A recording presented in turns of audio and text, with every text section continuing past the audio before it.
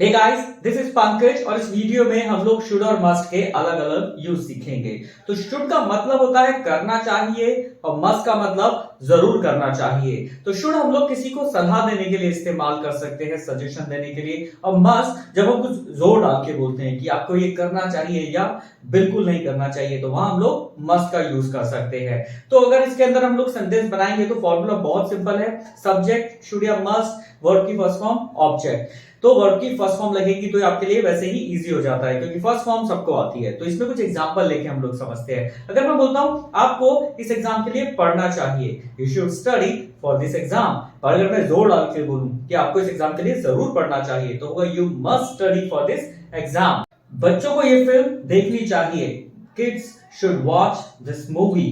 बच्चों को ये फिल्म जरूर देखनी चाहिए, the kids must watch this movie. आपको वहां जाना चाहिए, यू शुड गो देयर। आपको वहां जरूर जाना चाहिए, यू मस्ट गो देयर। सो करना चाहिए शुड, जरूर करना चाहिए मस्ट। लेकिन अगर नेगेटिव होगा तो नहीं करना चाहिए, और मस्ट के साथ हम बोलेंगे बिल्कुल नहीं करना चाहिए। तो शुड और मस्ट के बाद नॉट लग जाएगा, बहुत सिंपल है। जैसे कि आपको ये काम नहीं करना चाहिए, you should not do this work. आपको ये काम बिल्कुल नहीं करना चाहिए, you must not do this work. आपको वहां नहीं जाना चाहिए, you should not go there. आपको वहां बिल्कुल नहीं जाना चाहिए, you must not go there. उसको यहां नहीं रुकना चाहिए, she should not stay here. उसको यहां बिल्कुल नहीं रुकना चाहिए, she must not stay here. So इस तरीके से हम लोग सेंटेंस बना सकते हैं।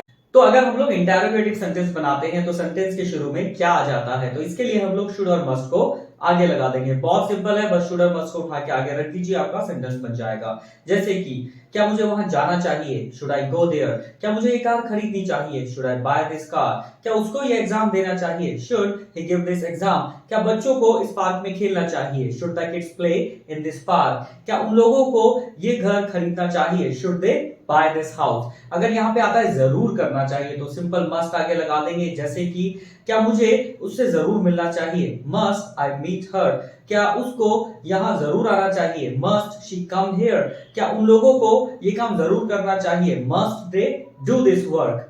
तो अगर अब आता है किसको करना चाहिए, तो किसको करना चाहिए के लिए क्या करेंगे, हु हमारा आगे लगेगा, देन शुड या मस्ट एंड वर्ब की फर्स्ट फॉर्म ऑब्जेक्ट। सिंपल है। अगर नॉट आता है तो अभी भी हम लोग शुड और मस्ट के बाद नॉट लगाएंगे। जैसे कि यहां आज किसको रुकना चाहिए, who should stay here today. ये काम किसको करना चाहिए, who should do this work. बच्चों की मदद किसको करनी चाहिए, who should help to the kids. वहां किसको जाना चाहिए, हु शुड गो देयर। अगर मैं बोलूं नेगेटिव सेंटेंसेस में तो सिंपल है कि ये खाना किसको नहीं खाना चाहिए, who should not eat this food. यहां किसको नहीं रुकना चाहिए, who should not stay here. वहां किसको नहीं जाना चाहिए, who should not go there. अब ऐसे ही अगर हम लोग होता है कि किसी को नहीं करना चाहिए, तो वहां नोबडी के साथ शुड और वर्ब की फर्स्ट फॉर्म आएगी। जैसे कि यहां किसी को नहीं रुकना चाहिए, नोबडी शुड स्टे हियर। वहां किसी को नहीं जाना चाहिए, नोबडी शुड गो देयर। उससे किसी को बात नहीं करनी चाहिए, nobody should talk to her. तो सिंपल है, अगर आप इस फॉर्मेट से सेंटेंसेस को बनाएंगे और प्रैक्टिस करेंगे तो अपनी इंग्लिश को और इंप्रूव कर सकते हैं। अब इसके अंदर WH फैमिली आ जाता है, तो WH फैमिली के बाद भी हम लोग देखेंगे शुड और मस्ट आएगा, देन सब्जेक्ट ब्रैकेट में नॉट, वर्ब की फर्स्ट फॉर्म ऑब्जेक्ट। तो ये सिंपल सा फॉर्मूला है जिससे हम लोग सेंटेंस बना सकते हैं। पर यहाँ हमारे पास एक और चीज मिलती है हमें, करना चाहिए या करूं। तो इन दोनों चीजों के लिए हम लोग शुड लगा सकते हैं। जैसे कि मुझे बच्चों के लिए क्या खरीदना चाहिए, या फिर मैं बच्चों के लिए क्या खरीदूं। तो यहां बोल सकते हैं what should I buy for the kids. So खरीदूं या खरीदना चाहिए, तो दोनों के लिए हम लोग यहाँ शुड का इस्तेमाल कर देंगे। जैसे कि मैं वहां कब जाऊं, या मुझे वहां कब जाना चाहिए, when should I go there. मैं उनको कहां ले जाऊं, या मुझे उन लोगों को कहां ले जाना चाहिए, where should I take them. मैं ये काम क्यों करूं, या मुझे ये काम क्यों करना चाहिए, why should I do this work. तो ये सिंपल सा पैटर्न है, अगर आप इसको फॉलो करेंगे तो आप अपनी इंग्लिश को और इंप्रूव कर सकते हैं। अब लास्ट में how much, how many, which, in which, what kind of, इनके अंदर हम लोग ऑब्जेक्ट पहले लगा देंगे, देन शुड या मस्ट, देन सब्जेक्ट ब्रैकेट में नॉट, वर्ब की फर्स्ट फॉर्म।